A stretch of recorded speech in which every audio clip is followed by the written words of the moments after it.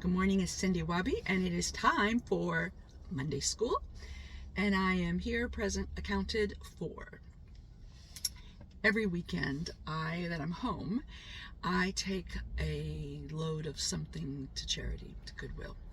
And I started this during the beginning of the pandemic when I had a little extra time on my hands, because I realized as I was spending a lot of time at home that I was just a little bit of a hoarder. And some people, you go into their homes. I'm going to state liquidator, by the way, and some people, we go into their houses and their home is neat and tidy and there isn't anything extra hanging around. The drawers are just as neat as can be and organized, and people lead simple, more minimalistic lives, and there just isn't a lot of junk to go through. And those houses are easy for us. We pop in and we process those houses quick, few days, and we're done. And then we go into other people's homes, and every drawer and cupboard that you open is packed with stuff, and the attics are packed with boxes and storage boxes and organizer boxes of stuff, and those houses take us weeks. And a lot of times we find that the stuff that people hold on to, they've never even used. You would be amazed at how much we pull out, that it's just stuff that's never been used or put to use. And a lot of times we donate stuff before we do a sale, and a lot of times we haul stuff to the dump. But you've heard of the term packing light. Well, some people live light, and a lot of people live heavy. And I recognized during those first initial weeks of the pandemic, when I was spending time at home, that we were living heavy. I was living heavy. And you can live heavy physically. You can also live heavy right here. But I started going through our stuff, and I would pick a little area of the house and reorganize and do stuff. And my husband, to his credit, has tried to do the same, and he's a bit of a keeper.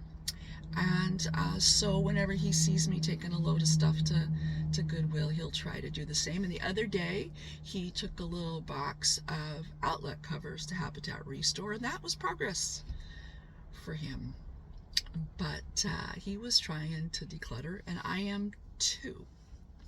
One of the areas of my life that I am trying to lighten my load, and I've been working on this for about a decade now, is dealing with the internal clutter as well, the stuff that I pack around and carry that holds me down. And just like I travel with a small overnight bag, I go to Europe with just a little carry-on, and some people travel with the knapsack. But I think of life kind of like we all have a little knapsack that we carry, and in it we can put rocks in the knapsack that represent things that we carry with us, and we pick up and hold on to for years and sometimes lifetimes. Really heavy stuff like shame and trauma and grief and anger and betrayal and resentment. And I think resentment is a big one. And what I have learned in my life is that the best way to deal with my resentment is forgiveness. Forgiveness is the conscious decision to let go of my resentment and my desire for vengeance or for getting even. And if we were honest, sometimes that's what we kind of secretly hope for, isn't it? We hope that the person who hurt us, who betrayed us, who caused us this pain that we're packing around in our backpack, we hope that somehow life evens the score. And here's the sad thing, is that there are people in our lives that have hurt us deeply and betrayed us, and we carry the scars of the trauma of our relationships with those individuals, and yet they're oblivious to it. They go about their lives and they don't lose any sleep over about it. They don't give it a moment's thought. And here we are, saddled, secretly saddled with with that rock that we're carrying around in our backpack.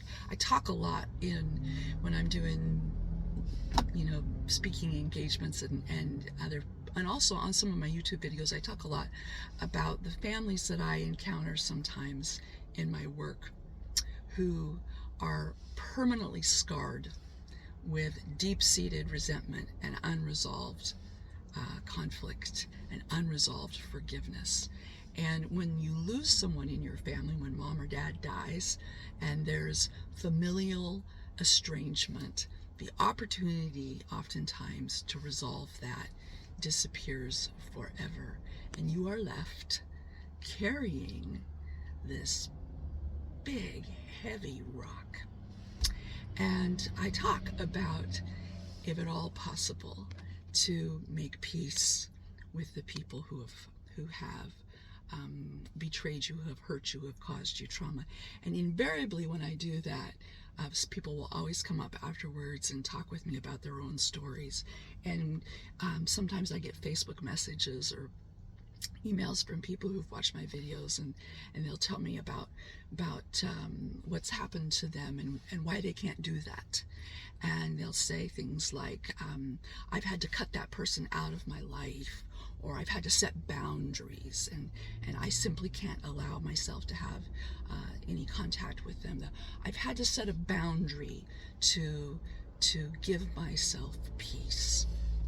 And I want you to know that setting boundaries can give you peace, but they aren't going to lighten your load. The only thing I know of that does that is forgiveness. You can forgive somebody and not let them off the hook. Forgiving someone for what they did to you doesn't ever excuse the behavior.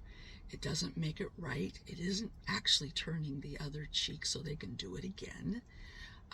Forgiveness is the releasing of the resentment and the desire to hold on to that hope for vengeance. And it's a hard work, but if you would declutter that area of your life, as I have been working on over the last decade of mine, you will find peace and you will find freedom. Here's what I want you to know. Forgiveness is an inside job. You don't ever have to have a conversation with a person. You don't have to write them a letter. You don't have to confront them. You don't ever have to have contact with them again. You just need to do it.